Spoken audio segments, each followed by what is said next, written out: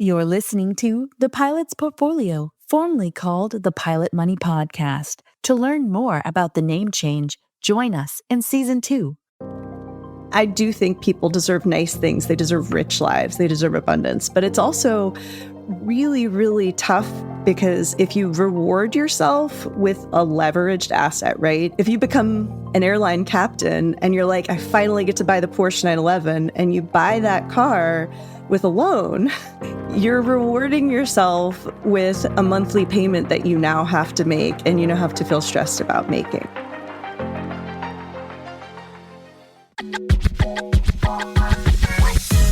You're listening to the Pilot Money Podcast, the show dedicated to guiding professional pilots towards a future of financial success and stability. Fly along with your host, Timothy P. Pope, as he provides financial planning insights and answers to your burning questions and dives into real-life stories from fellow pilots who share their successes and cautionary tales. The Pilot Money Podcast takes off now. Welcome back and welcome aboard, everybody, to the Pilot Money Podcast. Timothy P. Pope here, certified financial planner specializing in the planning needs of the professional pilot. And of course, this is all done in service to helping professional pilots make the most out of their life, helping you align your financial decisions that you make with your life goals that you have. In today's conversation, we talk with Jennifer Bauer, a financial coach with a unique relationship to aviation. And our episode is really, it's packed full of actionable insights, right? With things that can help you elevate your financial IQ, things to help you increase your satisfaction with the money decisions that you're making and how they align to the goals that you have for you and your family. We talk about how to include a margin of safety in your financial existence and your financial planning. And then also, what can you do to help remove the financial friction in your life? What can you do with the people in your life and also the things that, how you engage your time and the things that you listen to and what impact those things have? So I'd say be certain to stick around for the debrief where I'm going to pull out the top 3 things that I want you to be thinking about or taking away from this episode. So with that, let's jump in to today's conversation. Today, we've got Jennifer Bauer. Jennifer, welcome to the Pilot Money Podcast. Thank you so much for having me, Tim. I'm really excited to be here. Absolutely. Well, let's get started with this first and most important question. We know aviation is a really small industry. A lot of folks know each other, and if you've been in the industry for a while. So let's get started with this question. What is your aviation connection? My aviation connection is that for a dozen years and counting, I have been the wife of an aviator. My husband was an Air Force pilot, and now he also flies for a major airline. That's awesome. So pilot spouse. Pilot spouse. That's it. It takes two, right? Like it's all about teamwork to make this career work, to work well. So can you provide for the listeners a brief professional background, where you've been and what you're up to today?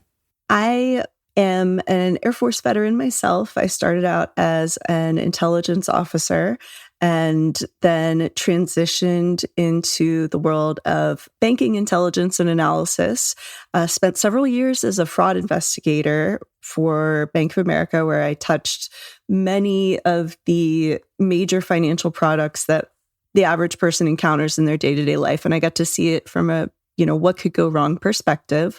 And I just often was seeing it at the moment where something had already gone wrong. And I was like, if somebody could have just helped you before this happened, and I wished it could have been me. And as I progressed through the next steps of my career, I knew that a place I wanted to be was where I could really help people understand their money, take some of that insider knowledge and my undergraduate degree in behavioral science, kind of combine the two to help people change their behaviors around money to have a happier and more values-aligned life. Yeah. When you saw things go wrong when you were working at Bank of America, like what kind of things were you talking about? Yeah, I would see people who had built very highly leveraged lives.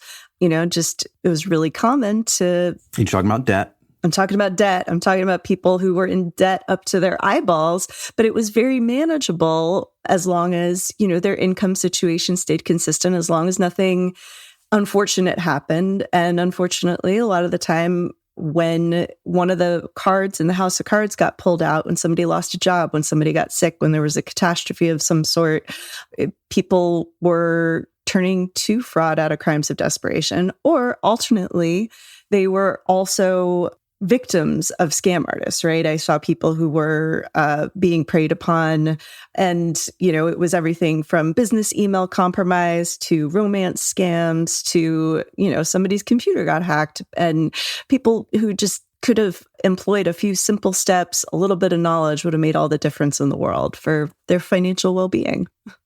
Wow. So that is, to see the other side of that curtain, I imagine, was really enlightening. On the one hand, you've got, hey, as long as I can service the debt, things are going fine. But then you have some unforeseen circumstance which might drive that person to desperate means. And that's Absolutely. how they ended up on your desk. Absolutely. So you've got the undergraduate studies of behavioral science, then you're working with people. You've got this background working with some of the big banks there.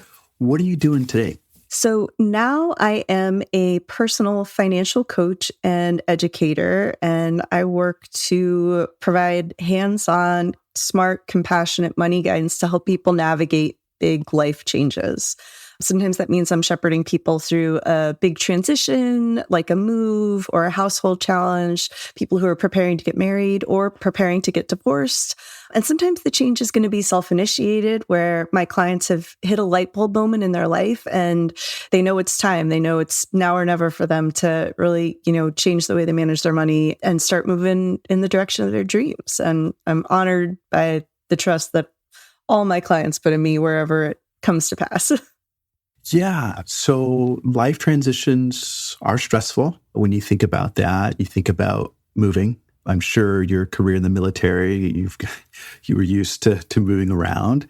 You think about death, you think about divorce, and then, major job changes or what have you. So there's a lot of big transitions that life can throw at you. Now, as a financial coach, I feel like the financial professional landscape is kind of crowded. So let's drill down here. Like, what does a financial coach do?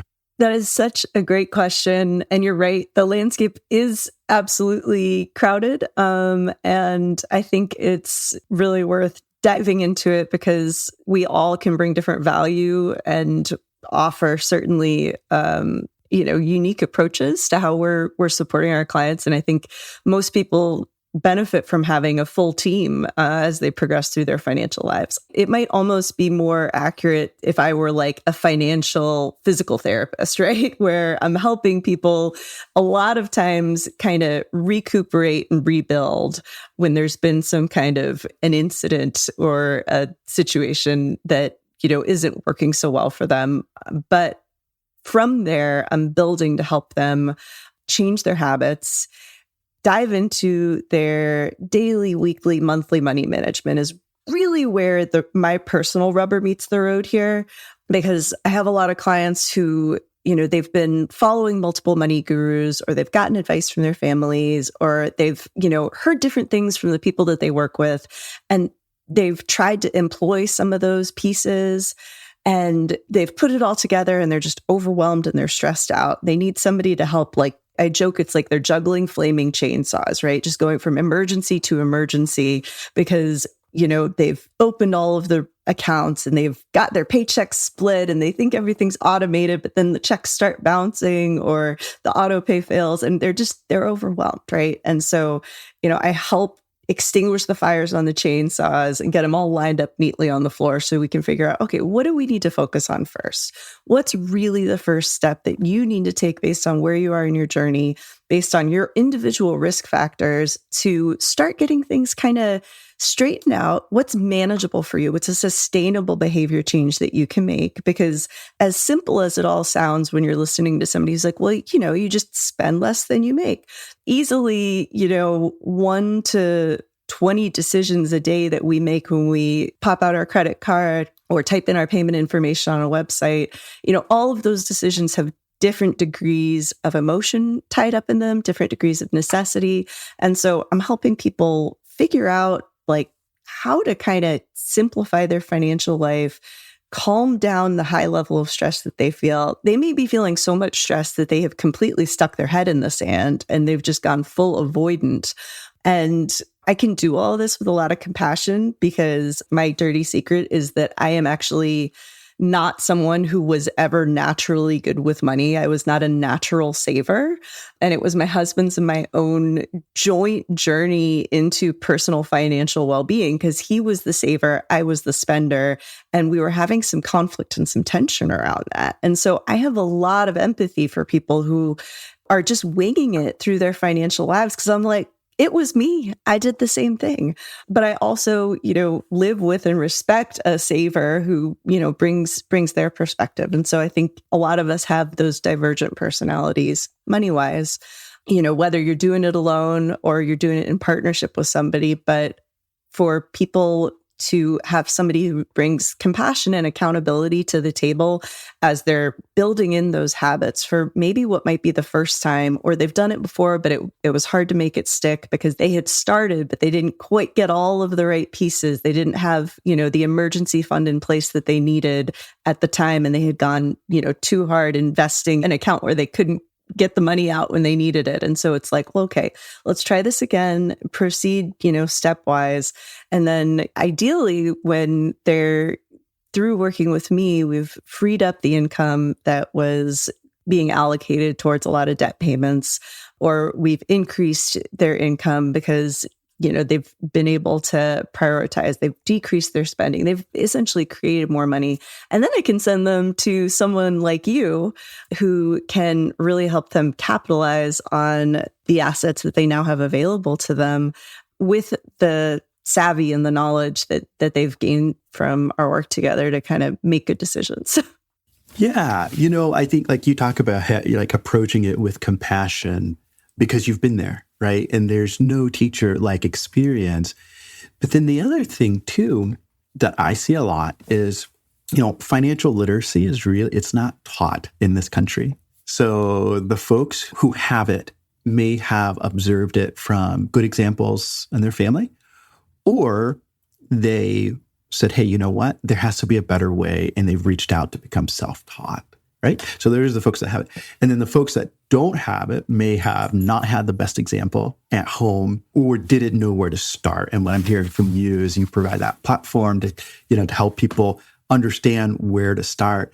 As a financial coach, what are some of the things that you're seeing? Maybe stumbling blocks, maybe areas where folks are stubbing their toe or getting in their own way to develop good habits. What do you see? Oh, wow. I think that one thing that I see people doing a lot, and I know that this is also true in the pilot community, is people tend to plan and spend off of their top line income instead of their take home pay. They think, oh, I'm earning six figures. I can afford this, or, oh, hey, I can make the payments on this car. There's a real tendency to embrace some of that sense of, I'm earning this. I've achieved this. Like I deserve it. Right. And I do think people deserve nice things. They deserve rich lives. They deserve abundance, but it's also really, really tough because if you reward yourself with a leveraged asset, right? If you become an airline captain and you're like, I finally get to buy the Porsche 911, and you buy that car with a loan, you're rewarding yourself with a monthly payment that you now have to make and have to feel stressed about making, right? And I see a lot of people who go in that direction and they think that that's the key is, spending off of what they feel like goes along with the income that they have and not really like assessing, well, actually, what's coming home, what's coming into my account, and what else do I need and want to do with that money, both like today and tomorrow? Because I have clients, and I don't think it's unusual in any client population, right? For you or for me, where it's like you've got people who struggle to balance the idea of like having treats today but also you want to have treats tomorrow. Correct. But then there's also the flip side, right? And that's more the saver mentality of people who want their financial security for the future so badly that they're kind of robbing themselves of having a feeling of security and comfort and joy right now. And I think it's so important for both of us as professionals to help people achieve that balance and recognize, like, all right, well, what's your personal tipping point for where you can have a rich, fulfilled life now and you could have it later? Yeah. So I call that last one deferring until I'm dead. My gosh. Yes. So what I heard you say is some of the things that you see are lifestyle creep. Oh, yeah. Is what you mentioned. What else comes across your desk where you're having to help folks or pilots in particular unwind?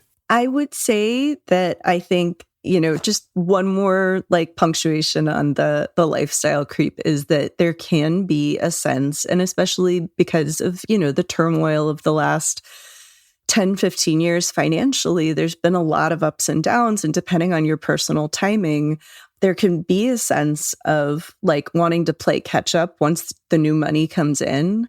And that can definitely be true of pilots as well in a career where there's such a disparity between like the entry level earnings and the late career earnings. And, it's very, very easy to want to have that desire to like upgrade everything in your life once the new money comes in, to kind of play catch up, to get what you feel you're owed. And I think that can be so challenging when it's done in sort of a blanket, like everything must get better sense, instead of, pulling back and kind of centering yourself on your values, on the things that actually matter most to you, and making sure you're addressing your long-term and your short-term priorities. Yeah. I encourage clients like, hey, let's put these things on a timeline. We say we help pilots make the most out of life, and we want clients to enjoy the things that they have, enjoy the fruits of their labor, but do it without that buyer's remorse or that bitter taste in your mouth, that stress. There's nothing wrong with saying, hey, I want to buy this toy, or I want to upgrade this house, or I want to do this.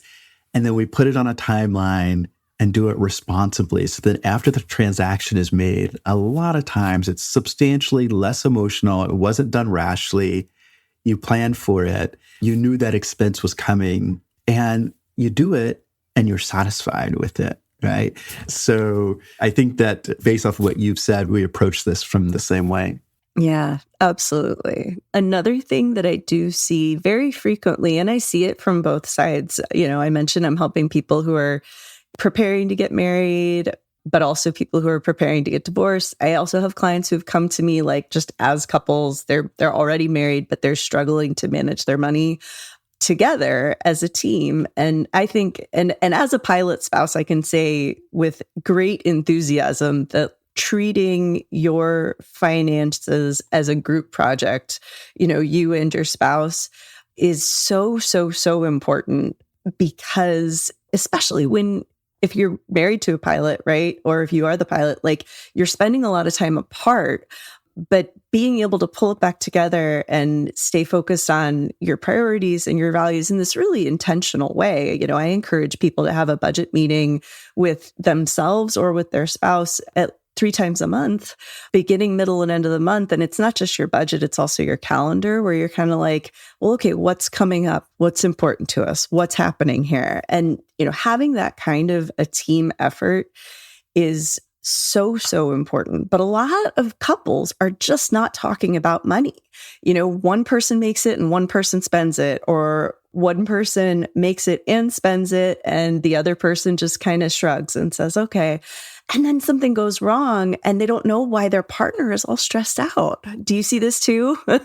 Oh, 100%. I mean, like, while not every couple uses the team approach, we find that a lot of times hitting your goals, reducing stress and anxiety and resentment, a lot of that is improved when couples use a team approach. And then there's just some things, quite frankly, when it comes to some of the things that we do, like tax planning and so on and so forth. It's like, hey, if you're married filing jointly and filing a joint return, we're going to need both parties at the table to talk about some of these strategies. So I think that you make a really good point. I like the 3 times a month, a budget meeting, because we've talked to folks where I think this is typical. Like one spouse might be more engaged in the process, and then the other one may not be.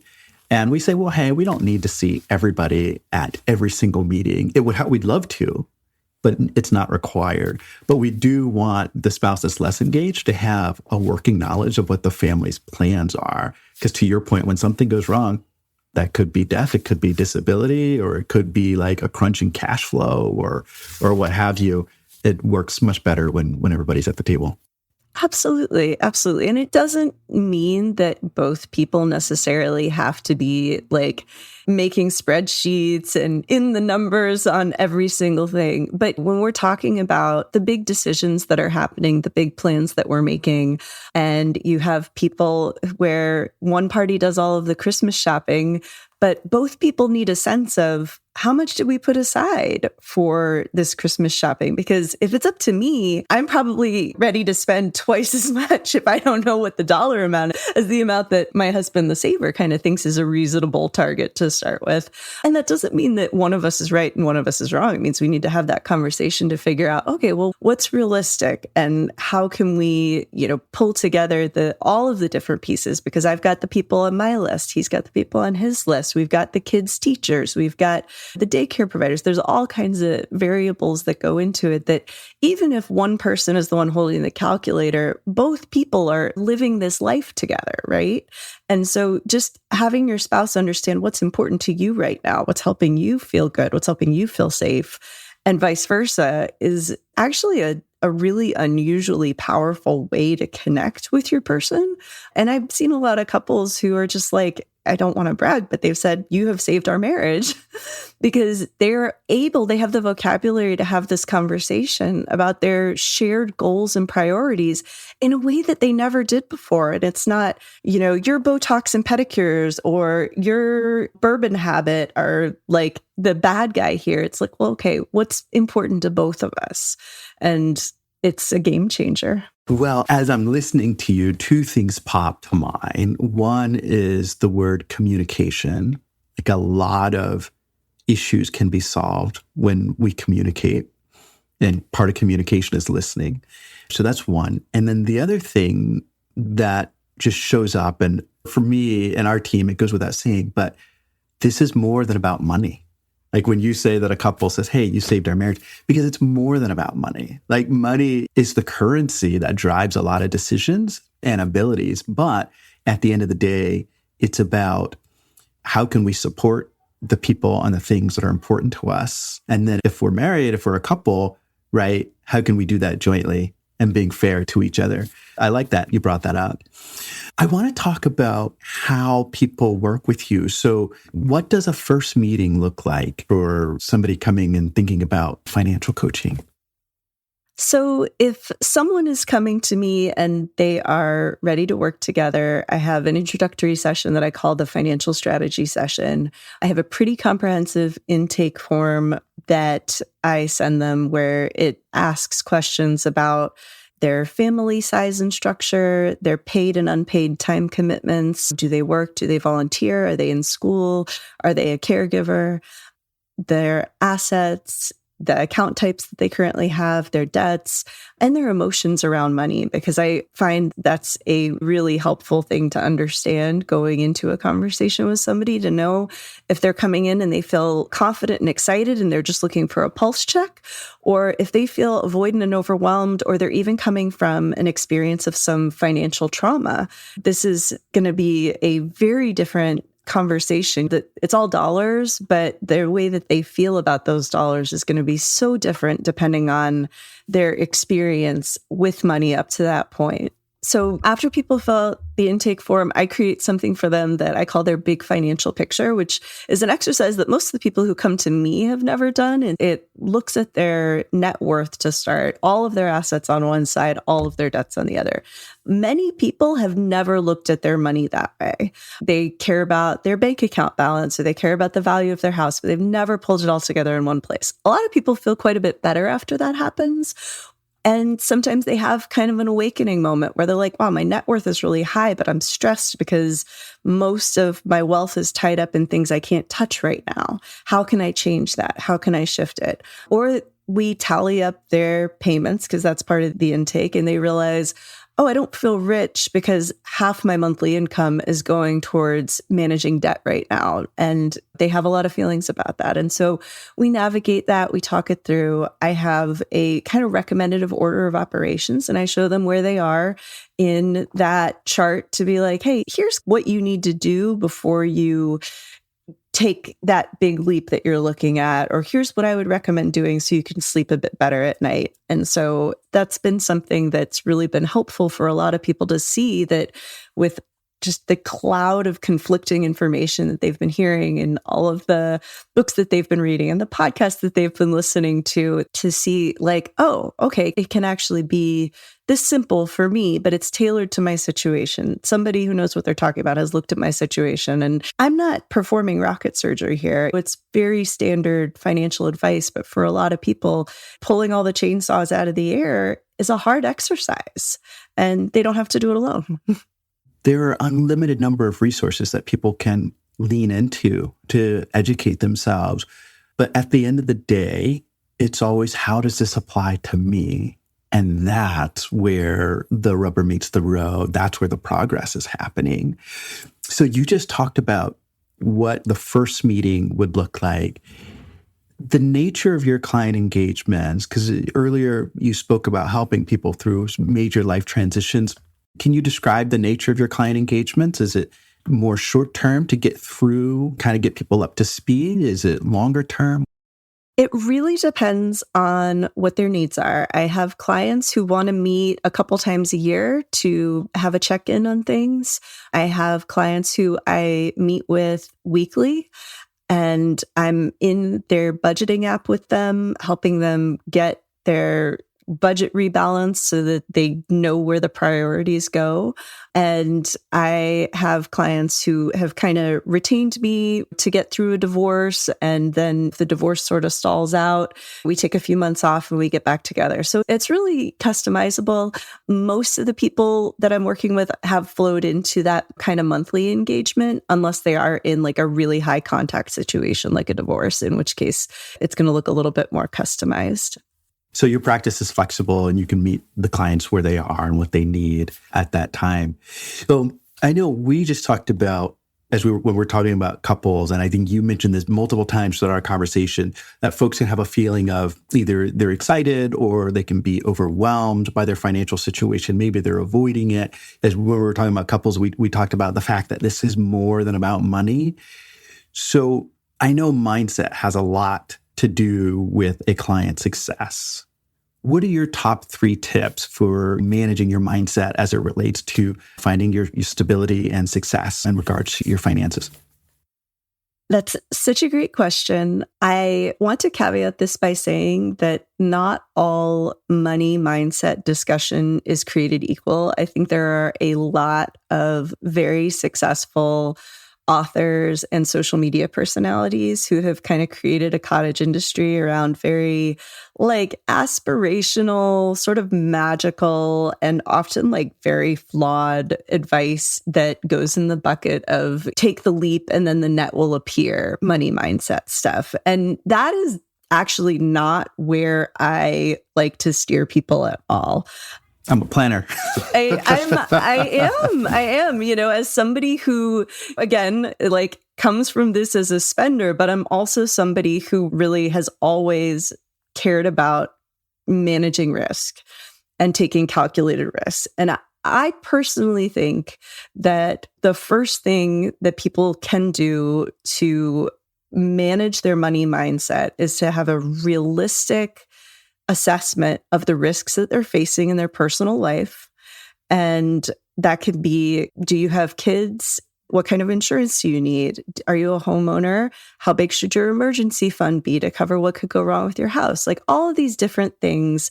My business is called Fortuna Money because the Roman goddess of luck was Fortuna, right? And the wheel can spin, and at a moment's notice, your luck can change. And so I know that we can't account for everything, but if we can kind of plan a risk assessment of your life around what's likely to happen and mitigate that risk as much as possible.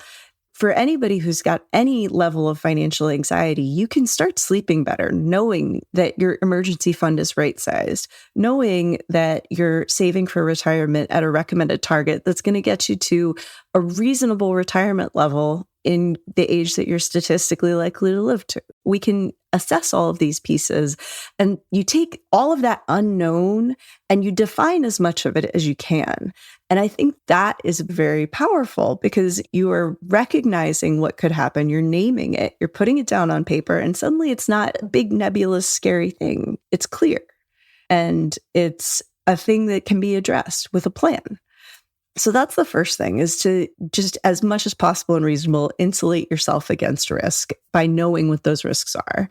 And I believe that having that kind of data really actually helps defeat the scarcity thinking that most people have. The fear that people have that they won't have enough can be counteracted by actually knowing what their enough is and recognizing that they are in line to meet that.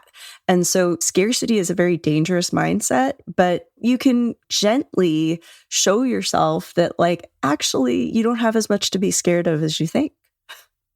So that's tip number one. For tip number two, I think that it is really important to get crystal clear on your actual values, not the things that you think are important to you, but the things that really matter most to your heart, your mind, and if you have a partner, to them as well.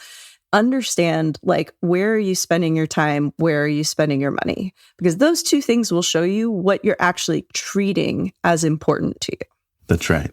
And when you get clear on that and you look and you see if there's a mismatch or if those things are aligned. And for most of us, there's going to be some mismatch because we are all living in a world that puts pressure on us to do things that aren't our priorities because they're someone else's priority, right? But if you understand what values are most meaningful to you, it's a powerful decision-making tool, and it allows you to say, no thanks, not for me. That's not aligned right now. When you do that, when you take that step, you're owning your mindset. You're not letting the advertisers tell you what your mindset is. You're not letting the people who you work with tell you what your mindset is. You're owning it. You're saying, like, this is what matters to me. And it's okay to do that in a way that is a little bit counter to the culture that you're currently in. If you're going to swim upstream, that's all right. But that leads me to my third tip, which is right there. You don't have to keep up with the Joneses unless you and the Joneses have shared values. No. Exactly. Well, no, but honestly, a segue I couldn't have asked for better, because that's the thing, is you recognizing, like, also, I'm going to point out that we don't know how the Joneses are affording their lifestyle. Correct. That's right. The Joneses might be living on leases and a pile of credit card debt. We don't know. We don't know what their real life is. We don't know what their resources are. And I'm an advocate for financial transparency and honesty among people who you can genuinely trust. It's a delicate dance, but a lot of good that can happen when you can have those conversations with true friends to kind of recognize, like, all right, well, here's how we're making decisions. How are you making those decisions? But yeah, the Joneses are not necessarily going to have the same core desires and needs as your family. It doesn't mean yours are wrong, but it does mean that if you're spending a lot of money to impress the Joneses, you might not even succeed. Right. And you won't hit your values. That's for sure. You definitely won't. So yes, the third tip that I have is, I think it is so important for us all, once we know what our values are, to manage our inputs. And by that, I mean the people you spend time with, the books you read, the social media accounts you're following, YouTube videos you watch, commercials, newspapers, magazines, podcasts, all of those can be triggers to make you feel great about your money and time decisions, or they can make you feel terrible. And we're all hardwired to want to have that feeling of belonging. And so if you're exposing yourself day in and day out to a steady drip of stuff that isn't actually aligned with your values, you're going to look around and you're going to say, I should be doing what they're doing, but I'm not. And I don't feel good about breaking away from the pack because your caveman brain is saying, I'm going to get eaten by a saber-toothed tiger if I leave the group. Right.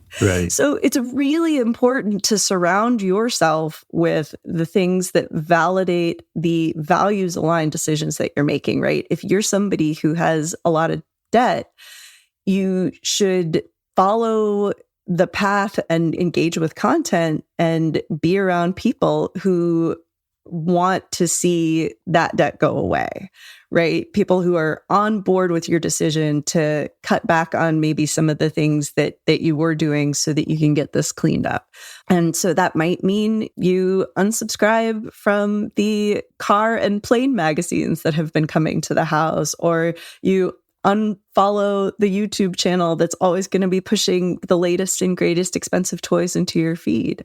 And it doesn't have to be forever, but it does have to be aligned with what's important to you right now. Because otherwise, that steady drip of content is going to be so much more powerful than that one book you read one time or listening to this one podcast episode. Like, we all need to kind of keep breathing it in. We got to eat every single day, right? You don't just take one vitamin and you're like, I'm good for the year. So you got to get your vitamins everywhere. Well, that's right. I mean, transformation happens over time, and it happens in the daily activities, and it happens bit by bit.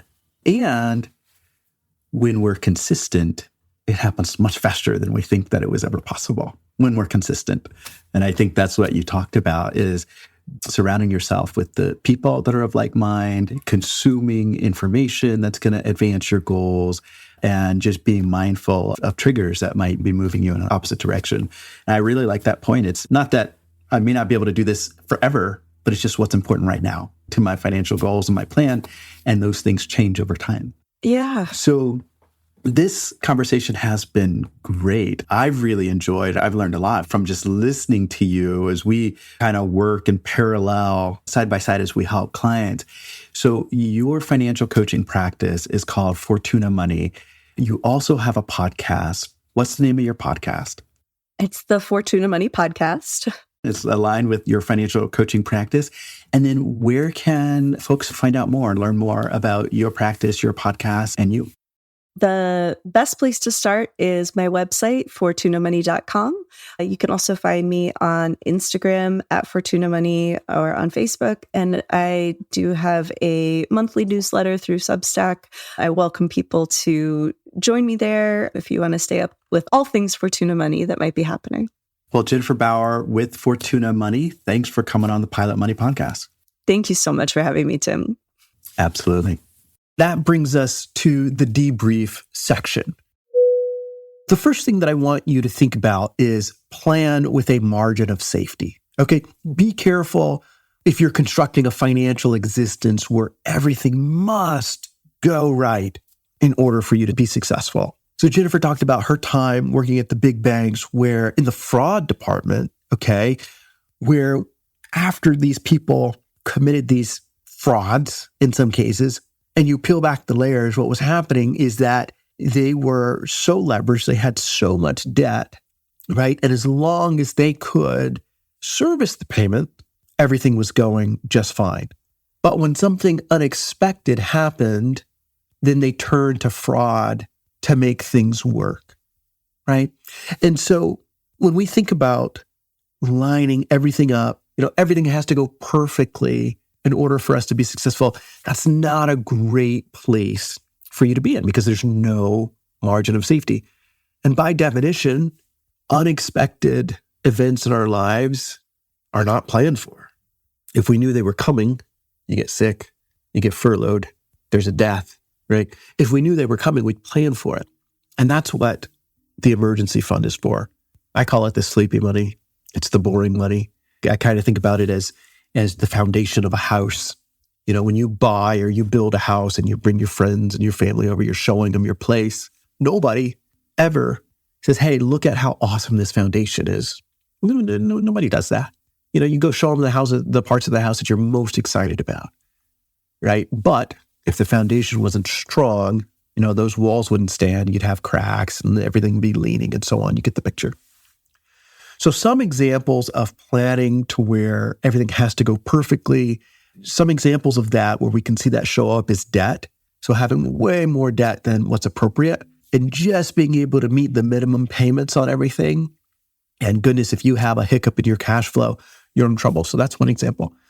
Also, planning to have high market returns.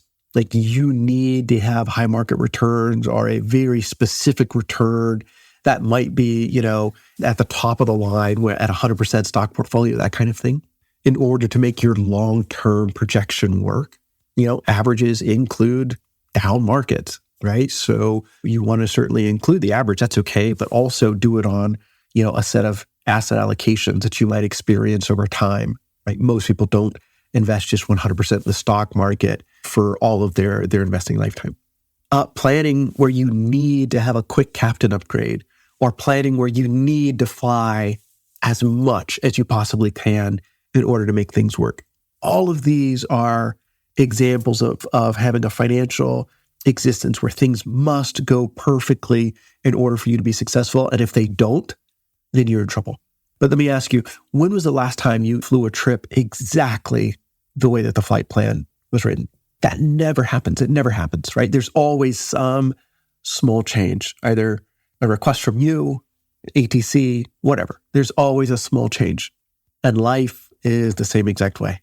Your financial plan is the same exact way. And so we want to build a margin of safety in our planning and not rely on things to go perfectly. So that's number one.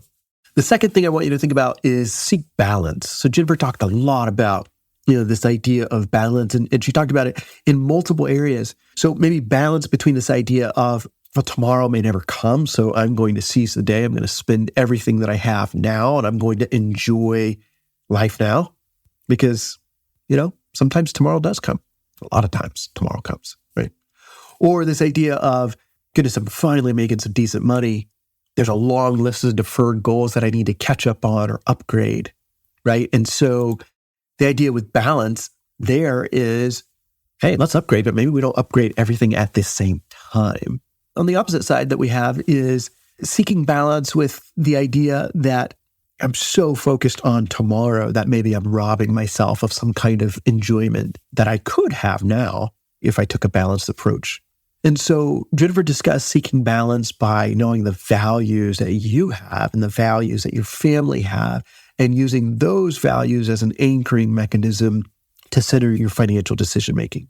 So in order to have balance, get really clear on what your values are and how that's going to impact your financial decision-making. Also, balance the idea of having resources to spend now and later. Every time I say that, it makes me think of that hard kid. Enjoyed him as a kid, don't care for him now, the now and laters. But it's a useful idea for making financial decisions. We want to have resources for now, and we want to have resources for later. And then I already mentioned it. No problem with upgrading your life, right? No problem with knocking off some deferred goals if cash flow had been an issue in the past, but now it's flowing more abundantly.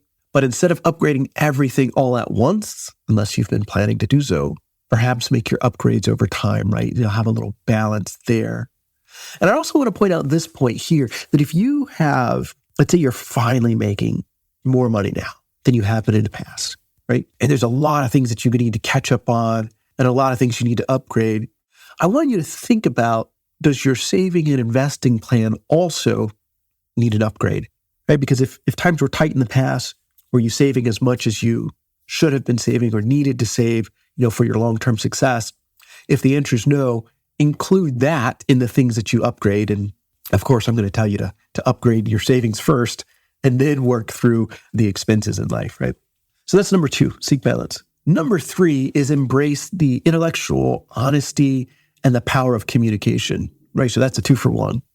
And what I mean by embracing the intellectual honesty is when you think about your financial circumstance, number one is yours, right? It's not the guy or the girl that you fly with. It's not the neighbor. It's not the Joneses. We covered that. It's your financial circumstance. So as you take a realistic assessment of where you are and a realistic assessment of your life goals and the corresponding financial priorities, go in knowing that trade-offs are a real thing. So go in being prepared to find what trade-offs you're going to need to make. And then once you commit to making those trade-offs, put it in the plan. So when you work the plan works. So that's that intellectual honesty of realistically assessing where I am and then what trade-offs do I need to make in order to get to where I want to be. So that's the first part. The second part there is communication. So there's a lot of different sides of communication. I want to think about the verbal part of communication. That's the speaking and the listening. So number one, we want to stop listening to content that's not going to help you move towards your goals, right? We want to stop listening to content that's not going to help elevate your financial IQ. And we want to start communicating with the people in our life that also have stakes in the financial decisions that we make. We want to start communicating with them to express our values, to hear their values, and have that inform the financial decision making that we need to make in order to get to where we want to be. So that communication has two pieces there. So there's a stop part and a start part. So with today's debrief, the three things that I want you to be thinking about from today's episode: plan with a margin of safety, seek balance, and embrace that intellectual honesty and be willing, and the power of communication. Thank you for joining this episode of Pilot's Portfolio. If you found this information helpful, spread the word and share it with a Pilot buddy. Or if you have questions and there's something that you would like to hear discussed on the show, send us an email. You can find the address in the show notes. For those of you who are ready to learn how we help professional pilots with their financial planning needs, schedule an appointment. Until next time, keep the shiny side up, and we'll see you on the next episode. Pilot's Portfolio is hosted by Timothy P. Pope. Timothy P. Pope is principal owner of 360 Aviation Advisors. 360 Aviation Advisors is a registered investment advisory firm regulated by the state of North Carolina in accordance and compliance to the securities laws and regulations. 360 Aviation Advisors does not render or offer to render personalized investment or tax advice through Pilot's Portfolio. The information provided is for informational purposes only and may not be suitable for all investors and does not constitute financial, tax, investment, or legal advice.